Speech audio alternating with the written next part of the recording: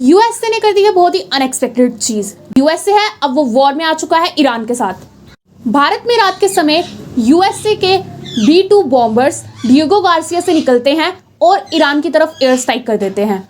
B-2 bombers ऐसे bombers हैं जिनको डिटेक्ट कर पाना बिल्कुल इम्पॉसिबल है।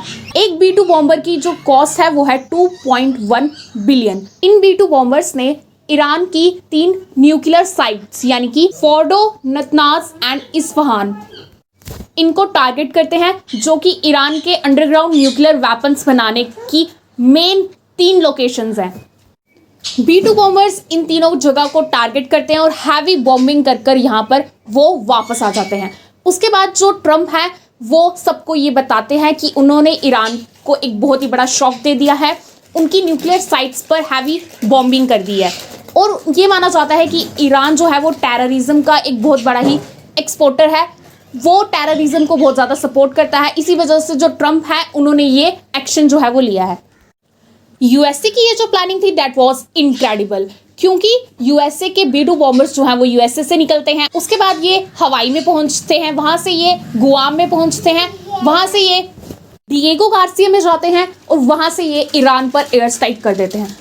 यूएसए ने इतना ज़्यादा डिस्टेंस कवर किया है ईरान पर, एक बहुत ही प्लानिंग के साथ उसने एयर स्ट्राइक की। यूएसए ने एक बहुत ही इनक्रेडिबल ट्रिक बनाई, रशिया और चाइना को भी बेवकूफ़ बना दिया। रशिया और चाइना ईरान को ये पहले से ही बता रहे थे कि यूएसए उनसे कहाँ से अटैक कर सकता है और उनको अपनी डिफेंस सिस्टम को कहाँ पर लोकेट करना है। लेकिन यूएसए के जनरल ने ऐसी ट्रिक बनाई जिसमें उन्होंने ये प्लान किया कि वो हैवी बॉम्बिंग करेंगे वेस्ट की साइड से। जी हाँ, यानी कि उन्होंने जो ईरान है उसका पूरा का पूरा डिस्ट्रैक्शन जो है वो वेस्ट की तरफ चले जाए और उसी समय उन्होंने ईस्ट की तरफ से B-2 बॉम्बर्स जो थे उसकी हैवी बॉम्बिंग जो है वो स्टार्ट कर दी। This was the incredible plan जो कि यूएसए ने बनाया और ईरान को टारगेट किया। इन सब के बाद इजराइल के प्राइम मिनिस्टर ने ट्रम्प को थैंक यू कहा है, क्योंकि वो इन सब से बहुत ही खुश हैं। उन्होंने बहुत ही खुशी जाहिर की है कि ट्रम्प ने इन सब में इन्वॉल्वमेंट ली है, उन्होंने इजराइल का साथ दिया है और ईरान को जो है वो टारगेट किया है।